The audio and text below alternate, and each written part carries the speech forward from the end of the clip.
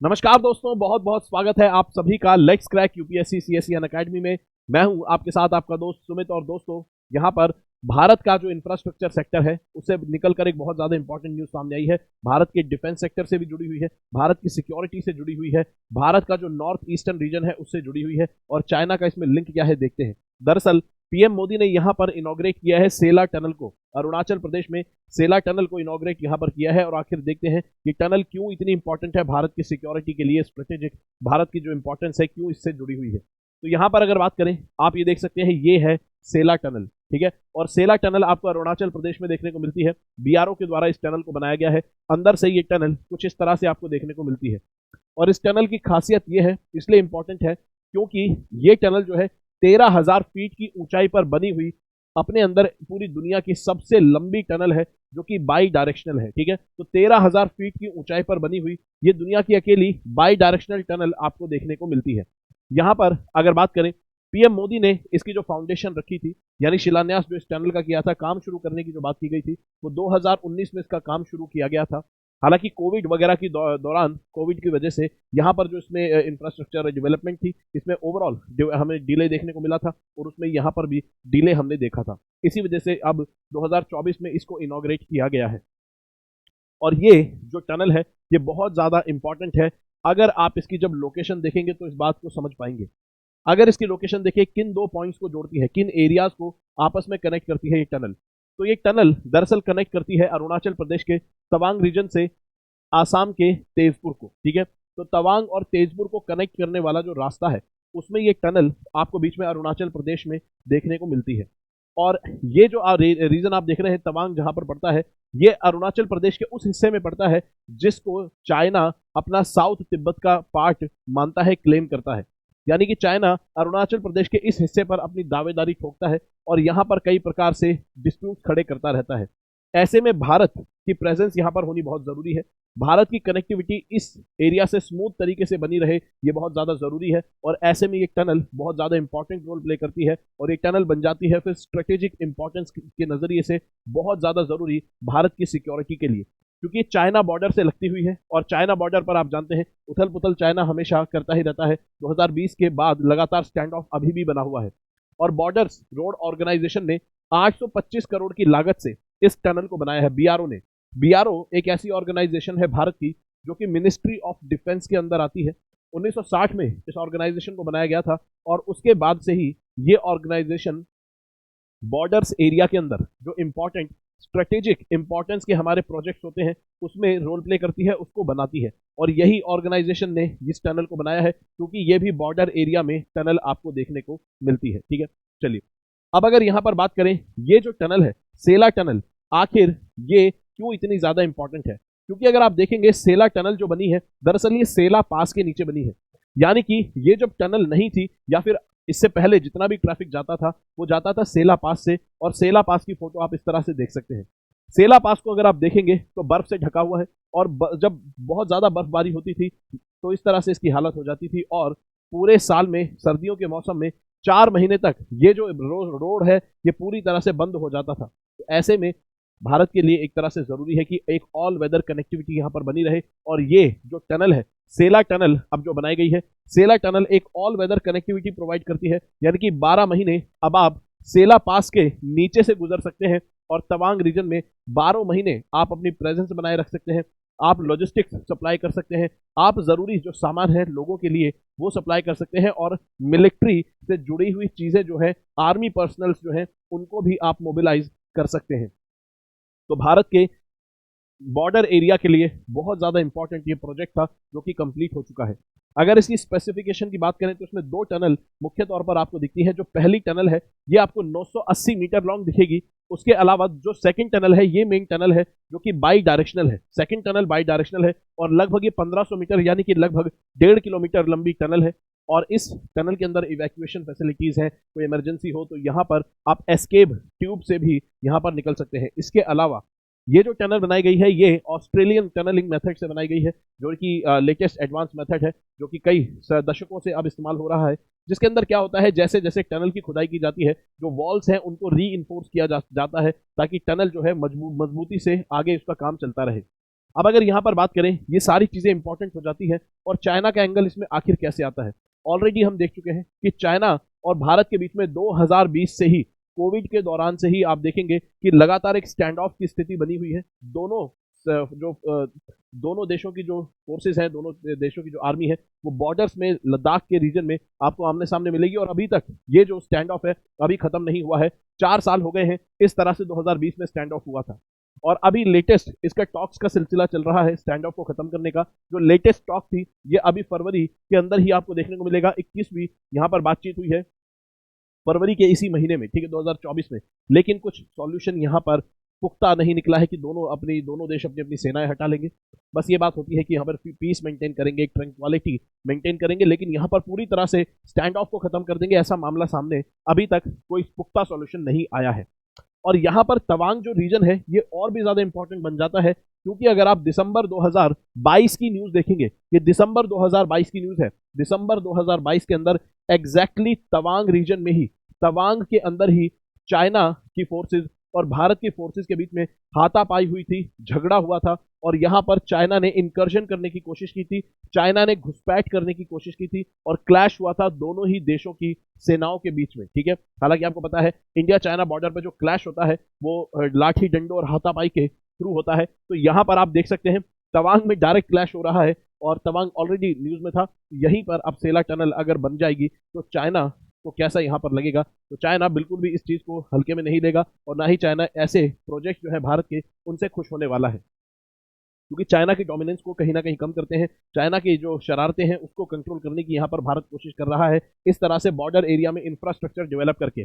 और इसीलिए यहाँ पर आप देखेंगे कि चाइना बॉर्डर के पास भारत जो है अपनी आर्मी को, पोजीशन है उनकी, स्ट्रॉन्ग करता जा रहा है, ना कि सिर्फ संख्या बढ़ाकर बल्कि इंफ्रास्ट्रक्चर जो प्रोजेक्ट्स हैं उनको इस तरह से भारत डेवलप कर रहा है कि यहाँ पर जो फोर्सेज है, आर्मी है, उनको इजीली मोबिलाइज करा जाए, और जो इंपॉर्टेंट लोकेशंस हैं वहां पर डिप्लॉय किया जा सके, ठीक है। तो यहाँ पर ये जो टनल है ये भारत की जो आर्मी की कैपेसिटी है उसको बूस्ट करेगी चाइना बॉर्डर के अराउंड।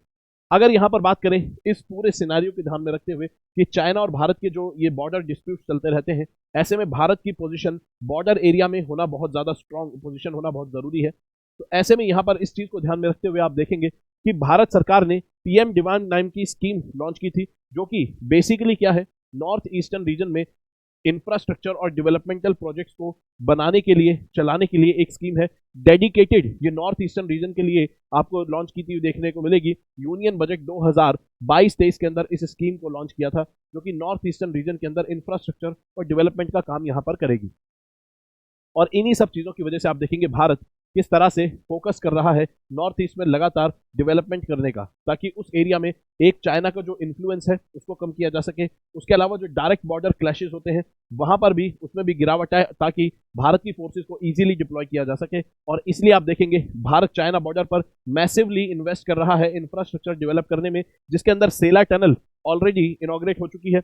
इसके अलावा अरुणाचल फ्रंटियर हाईवे जो है, इस पर भी काम चल रहा है। क्या है अरुणाचल फ्रंटियर हाईवे, कि यहां पर अरुणाचल प्रदेश की बॉर्डर तक लगातार चलते हुए हाईवे बनाया जाएगा, जहां पर भारत की फोर्सेस को इजीली डिप्लॉय किया जा सके, ताकि चाइना का कोई भी अनवांटेड अगर यहां पर हस्तक्षेप होता है तो उसको कंट्रोल किया जा सके। और इसमें आप देखेंगे तवांग भी एक इंपॉर्टेंट सिटी यहां पर आपको रीजन देखने को मिलेगा, जो कि इस प्रोजेक्ट का भी पार्ट है, सेला टनल का भी पार्ट है, इस प्रोजेक्ट का भी पार्ट है, ये आपको यहां पर देखने को मिलता है।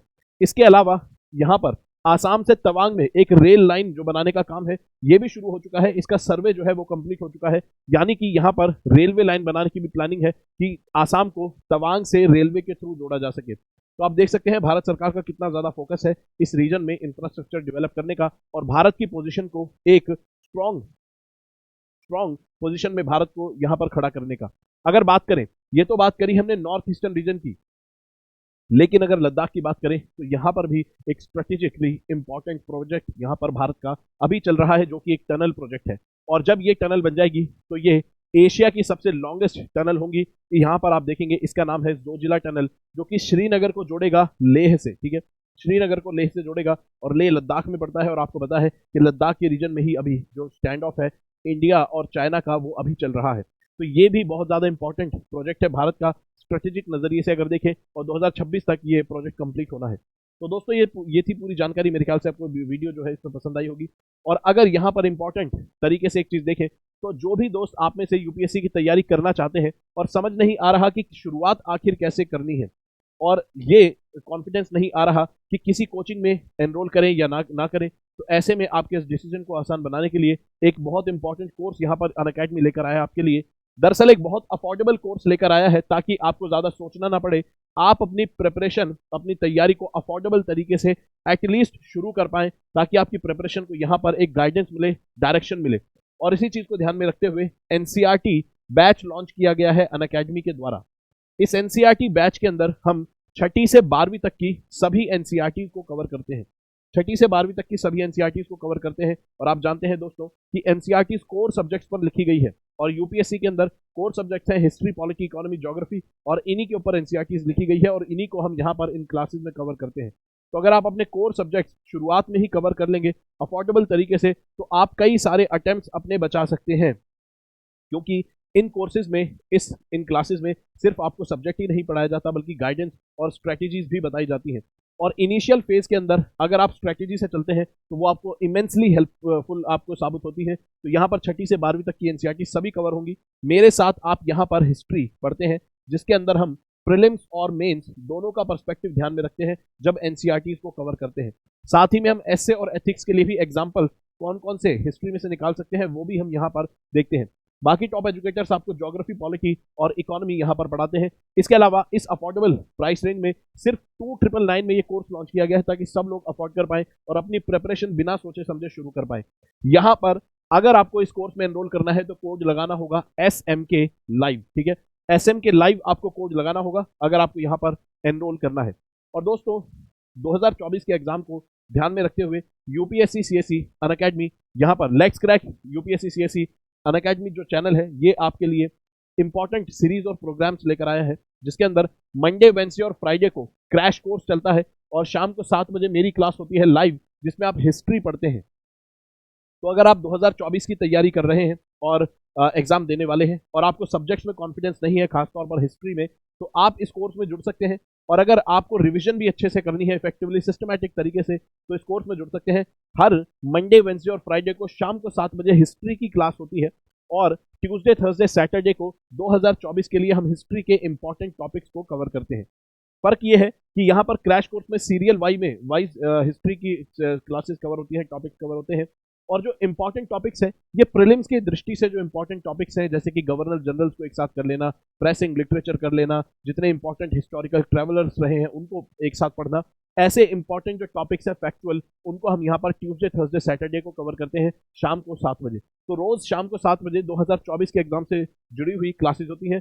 मंडे, वेडनेसडे को MWF में क्रैश कोर्स, TTS में इंपॉर्टेंट हिस्ट्री टॉपिक्स, तो इसमें जुड़ सकते हैं इसी चैनल पर, सेम चैनल पर। इसके अलावा दोस्तों 6 महीने तक आपका कोर्स वैलिड रहेगा अगर आप कॉम्प्रिहेंसिव बैच में एनरोल करते हैं 2025 के लिए। 2025 के कॉम्प्रिहेंसिव बैच में एनरोल करते हैं तो बेसिक से सारे सब्जेक्ट्स पढ़ाए जाएंगे। सभी टॉप एजुकेटर्स आपको यहाँ पर अपने सब्जेक्ट्स कंप्लीट करवाएंगे, साथ में आपका कोर्स 6 महीने तक एक्स्ट्रा वैलिड रहेगा। अगर आपको इस ऑफर को अवेल करना है तो कोड लगाना होगा SMK लाइव। इसके अलावा करंट अफेयर की जो इंपॉर्टेंस है यूपीएससी की प्रिपरेशन में, उसको ध्यान में रखते हुए अनअकैडमी यहाँ पर आपके लिए करंट अफेयर नेविगेटर प्रोग्राम लेकर आया है, जिसके अंदर आपको सभी सब्जेक्ट्स के इंपॉर्टेंट जो करंट अफेयर है कवर करवा जाएंगे विद होलिस्टिक जो सोर्सेज हैं उनकी कवरेज के साथ। सभी टॉप एजुकेटर्स आपको इस प्रोग्राम के अंदर करंट अफेयर से कैसे लिंक बैठता है स्टैटिक का, वो सब ध्यान में रखते हुए पढ़ाएंगे। कोड लगाना होगा SMK लाइव इस कोर्स में एनरोल करने के लिए। इसके अलावा भूलेंगे नहीं, अनअकैडमी की तरफ से 10 मार्च को संडे के दिन सुबह 11 बजे और शाम को 5 बजे Unacademy civil services championship UCSC होने वाला है, जिसके अंदर आप अपनी नॉलेज को टेस्ट करने के साथ साथ आप यहाँ पर रिवॉर्ड भी जीत सकते हैं, जैसे लैपटॉप जीत सकते हैं, क्रैश कोर्स का आप लैपटॉप जीत सकते हैं। उसके अलावा आप यहाँ पर टेस्ट सीरीज का एक्सेस जीत सकते हैं। उसके अलावा आप स्कॉलरशिप जीत सकते हैं अप टू 90%, और साथ में अपने फेवरेट टॉप एजुकेटर से फेलिसिटेट होने का मौका भी आप स्टेज पर पा सकते हैं। ठीक है, तो इसमें एनरोल करेंगे और फ्री एनरोलमेंट है। कोड लगाना होगा SMK लाइव अगर आप इस टेस्ट में एनरोल करना चाहते हैं तो। ठीक है, तो दोस्तों ये थी पूरी जानकारी और कैसे ये टनल भारत के लिए इंपॉर्टेंट है, और भी बाकी जो प्रोजेक्ट्स थे हमने उनको देखा। और ऐसे प्रोजेक्ट को ध्यान में रखेंगे। प्रीलिम्स के लिए तो इंपॉर्टेंट है ही, मेंस में आप इनको एग्जाम्पल के तौर पे आपको कोट करने में काम आएंगे। तो दोस्तों मिलते हैं नेक्स्ट वीडियो में, तब तक पढ़ते रहेंगे, अपना ख्याल रखेंगे। जय हिंद दोस्तों।